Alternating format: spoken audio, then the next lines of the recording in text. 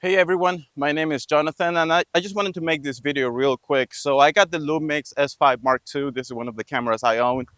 And I got the Sigma 10 to 18 f2.8 lens. So I rented this lens. This is not mine. I rented it for a wedding that I was doing in Raleigh, North Carolina. And I did it in a museum. The museum now was super tight fit. It was really narrow, but that's what they like and that's what we did. So I use this lens. Now, uh, the widest focal range I own is a 28 millimeter.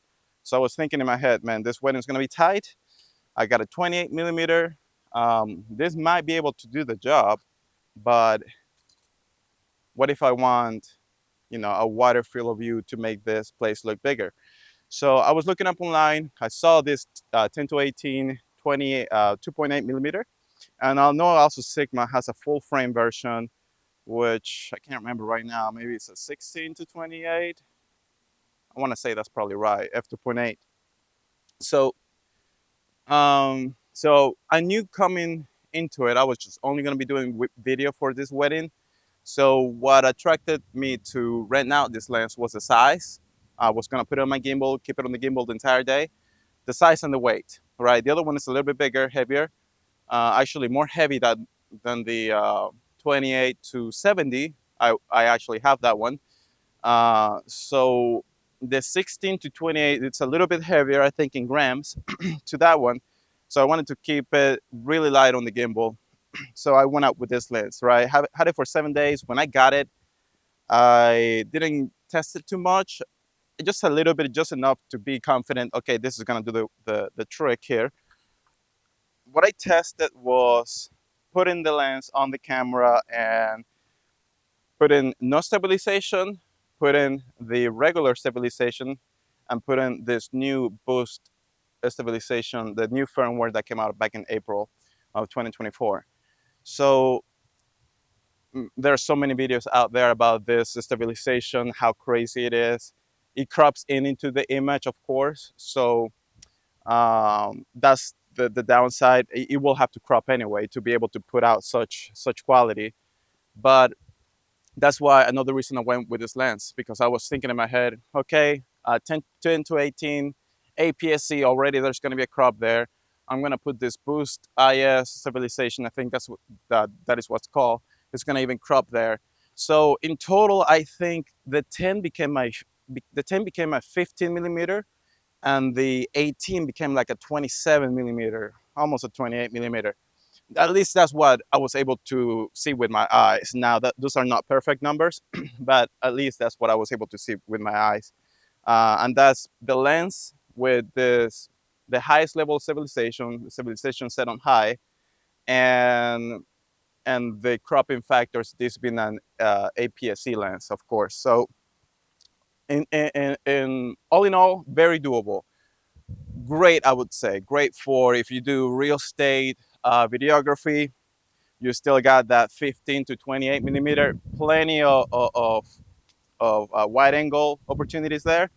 And if you do videos, of course, like this talking head, I'm using the lens right now, and I got that crazy stabilization going on. And I was walking earlier. Let's see if I walk this way, um, and it works so great. I'm hand holding this shot from the actual lens right now, just holding the camera.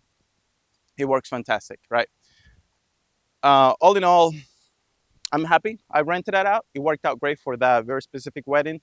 Would I buy it if I had the disposable income? Of course I would. Just to have a video only lens, wide angle, I can get all shots, of course. But however, I don't have that much of disposable income to just throw it on a video lens only. So I would rather probably buy the full frame Sigma 16 to 28, the full frame one, so I can do photos and videos, because I do also do a lot of photography.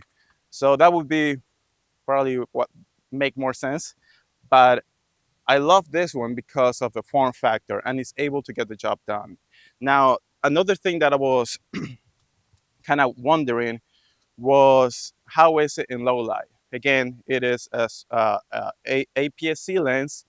Technically, it is smaller, and in my head, I'm thinking maybe it's gonna get more light, less light through the lens to hit the sensor.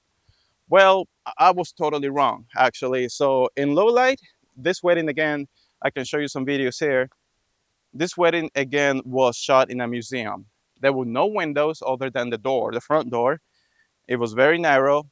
All the light was artificial light. Now, I did bring some extra lights for the reception, but even then, even without the lights in the reception, the lens just works so good. It did great in low light. I was very surprised of how well it did, right? And I didn't even hit the second native ISO. I think I was staying around, if I can remember correctly, probably 1,000 to 1,300, not even 1,500 at times. Um, when I went outside, I put an ND filter on it. So, I mean, that doesn't matter. You're outside anyway, getting the light of the sun. But yeah, inside, um, it did fantastic. I think I didn't even touch the second dual ISO, the 4000 ISO. It did just fine. I was very surprised. It behaved like a full frame lens, actually. I didn't miss anything at all. I was able to get all my shots. I was able to get good low light performance. I was able to get, I mean, I would say a good out of focus, but it's already a wide lens, so you're not gonna miss a shot hardly with out of focus because obviously wide angle. But it worked great. So those were my questions when I rented this lens that I had before I rented the lens. I had those questions like, how is it gonna do in low light? How is it gonna do with the crop factor? How much is the crop factor? And all those things. So overall, I technically uh, thoroughly enjoy this lens. And if I have another wedding that might be super narrow, then I'm gonna go back to it because I know what it can do. So yeah, I just wanted to share this information with anybody out there wondering about this lens, wondering about an APS-C lens on a full frame camera. Well, especially specifically for Lumix cameras, now that we have this high stabilization that crops into your image. There were times that I was thinking, even with the high stabilization, even with the pushing crop factor, I think I was getting as close as 28 millimeters, and that was still very wide to me at times. So at times I had to put, I think, the pixel mode on to push in just a little bit more because I didn't want to be too close to people. It was already a tight fit at this wedding. And that did the job just fine. Did the job just fine. I did have my second camera on me with a zoom lens at 28 to 70. And I was able to cover the whole wedding just fine. Um, and another thing I wanted to mention, I, I yeah, had this lens on the gimbal all day on that wedding. And I mean, Lumix with a wide angle lens as this, with the stabilization on high, on a gimbal, your shots are gonna look like a robot is taking them. I'm not exaggerating. And I might share a video here. All right. I was shooting the gentleman here at 60 frames per second, and it didn't even slow it down. Like, you don't even need to slow it down, but I did everything possible to everything possible to make this look unhuman as possible as far as the movement goes. This is a test of the Sigma 10 to 18 at 10 millimeters. I'm just walking slow but normal. I'm not doing a ninja walk right now. And the stabilization is set on high, okay? So this is 10 millimeters, so it will be the equivalent of around 15, 16 millimeters with the APS-C crop factor and the stabilization set on high. Now this test is on, again, 10 millimeters, but the stabilization it's set on standard. Same settings as before. The stabilization set on standard. As you can see, a little bit of a shake, not too much. I'm still on the widest focal range, 10 millimeters, which would be about 15, 16 on full frame. Now this test is on 18 millimeters. So I'm not doing a ninja walk, I'm just walking slow. So this is 18 millimeters. Stabilization set on high, so will be about the equivalent of 27 to 28. Again, that's just what I see compared to an actual 28 millimeters. And this is how it looks with stabilization on high. And this is what it looks with the 18 millimeter on standard stabilization. So on standard, the focal range, my guess would be about 25 millimeters or so. But this is how it looks, 18 millimeter on standard stabilization. So these tests are straight out of camera. I didn't do any post processing at all. Straight out of camera. I'm not even doing a ninja walk. I'm walking slow, not doing a ninja walk. I'm just walking slow but normal. And it, as you can tell, if you ask, if you add post stabilization, if you add your ninja walk, even if you add a gimbal, because I was doing handheld, maybe I forgot to say that. I mean, the possibilities are endless.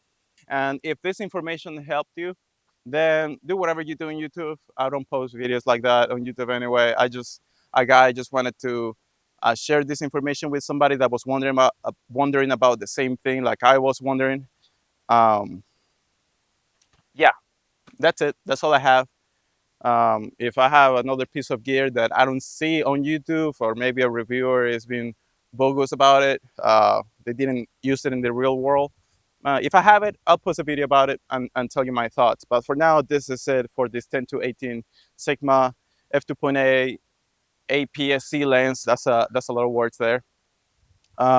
It works great. So if you do weddings, so if you do video on Lumix cameras and you're wondering how is it gonna look, is it gonna be able to perform? It does. It completely does. You're not gonna miss anything at all, except for the fact that you might get up to 28 millimeters. I mean 18 to 28 with everything possible that you can push the lens to zoom in a little bit more. That's about it. That's about it. All right.